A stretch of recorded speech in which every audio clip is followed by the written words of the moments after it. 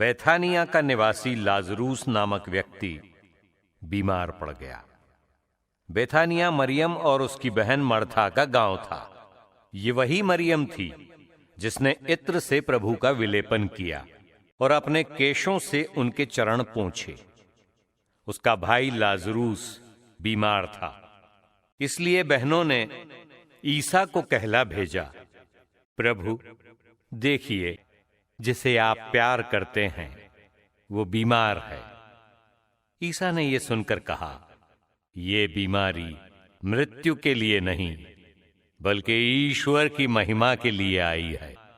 इसके द्वारा ईश्वर का पुत्र महिमान्वित होगा। ईसा मर्था, उसकी बहन मरियम और लाजरूस को प्यार करते थे। ये सुनकर कि लाजरूस बीमार है, वे जहां थे वहां और 2 दिन रह गए।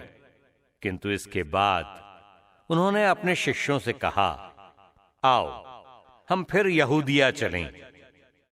शिष्य बोले, गुरुवर, कुछ ही दिन पहले तो यहूदी लोग आपको पत्थरों से मार डालना चाहते थे और आप फिर वहीं जा रहे हैं। ईसा ने उत्तर दिया, क्या दिन के 12 घंटे नहीं होते?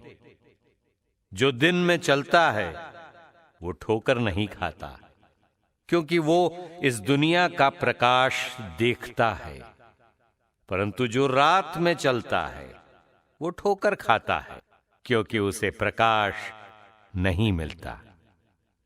इतना कहने के बाद वे फिर उनसे बोले, हमारा मित्र लाजरूस सो रहा है, मैं उसे जगाने जा रहा हूं। शिष्यों ने कहा, प्रभु यदि वो सो रहा है तो अच्छा हो जाएगा। ईसा ने ये उसकी मृत्यु के विषय में कहा था, लेकिन उनके शिष्यों ने समझा कि वो नींद के विश्राम के विषय में कह रहे हैं।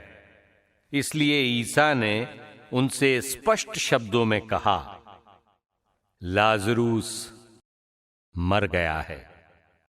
मैं तुम्हारे कारण प्रसन्न हूं कि मैं वहां नहीं था, जिससे तुम लोग विश्वास कर सको। आओ हम उसके पास चलें।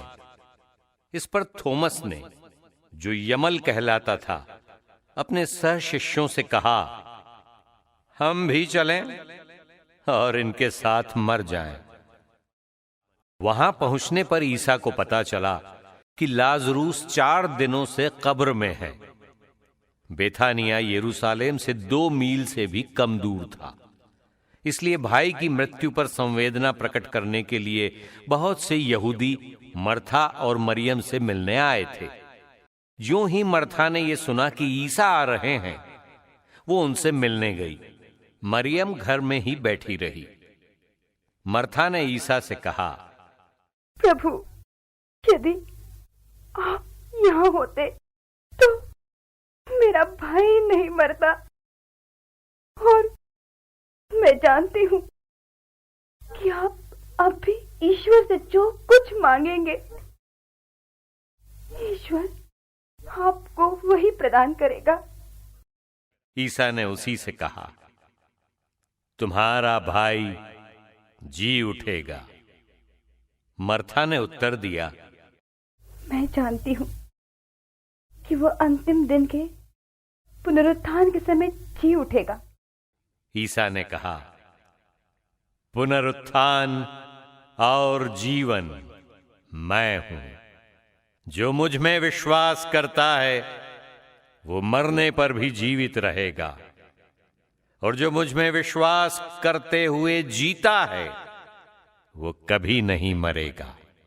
क्या तुम इस बात पर विश्वास करती हो? उसने उत्तर दिया, हाँ प्रभु, मैं दृढ़ विश्वास करती हूँ कि आप वो मसीह ईश्वर के पुत्र हैं जो संसार में आने वाले थे। वो ये कहकर चली गई और अपनी बहन मरियम को बुलाकर उसने चुपके से उससे कहा, गुरुवर आ गए हैं, तुमको बुलाते हैं। ये सुनते ही वो उठ खड़ी हुई और ईसा से मिलने गई। ईसा अब तक गांव नहीं पहुंचे थे। वो उसी स्थान पर थे जहां मर्था उनसे मिली थी। जो यहूदी लोग संवेदना प्रकट करने के लिए मरियम के साथ घर में थे, वे ये देखकर कि वो अचानक उठकर बाहर चली गई, उसके पीछे हो लिए, क्योंकि वे समझते थे कि वो कब्र पर रोने जा रही है। मरियम उस जगह पहुंची जहां ईसा थे।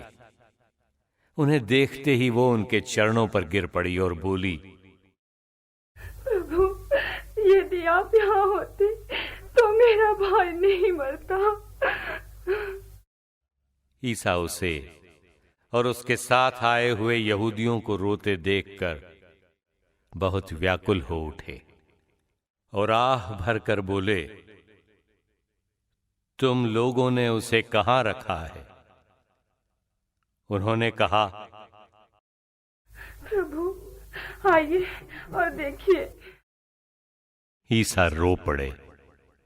इस पर यहूदियों ने कहा, देखो, वे उससे कितना प्यार करते थे। किंतु कुछ लोगों ने कहा, इन्होंने तो अंधे को आंखें दी, क्या वे उसको मृत्यु से नहीं बचा सकते थे? कब्र के पास पहुंचने पर ईसा फिर बहुत व्याकुल हो उठे। वो कब्र एक गुफा थी जिसके मुंह पर एक बड़ा पत्थर रखा हुआ था। ईसा ने कहा, पत्थर हटा दो। मृतक की बहन मर्था ने उनसे कहा, प्रभु, अब तो दुर्गंध आती होगी। आज चौथा दिन है। ईसा ने उसे उत्तर दिया, क्या मैंने तुमसे ये नहीं कहा कि यदि तुम विश्वास करोगी तो ईश्वर की महिमा देखोगी? इस पर लोगों ने पत्थर हटा दिया। ईसा ने आंखें ऊपर उठाकर कहा, पिता, मैं तुझे धन्यवाद देता हूं, तूने मेरी सुन ली है। मैं जानता था कि तू सदा मेरी सुनता है। मैंने आसपास खड़े लोगों के कारण ही ऐसा कहा, जिससे वे विश्वास करें कि तूने मुझे भेजा है। इतना कहने के बाद ईसा ने ऊंचे स्वर से पुकारा, लाजरूस, बाहर निकल आओ। मृतक बाहर निकला। उसके हाथ और पैर पट्टियों से बंधे हुए थे और उसके मुख पर अंगोछा लपेटा हुआ था।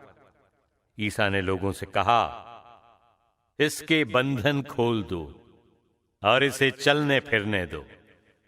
जो यहूदी मरियम से मिलने आए थे और जिन्होंने ईसा का ये चमत्कार देखा, उनमें से बहुतों ने उनमें विश्वास किया।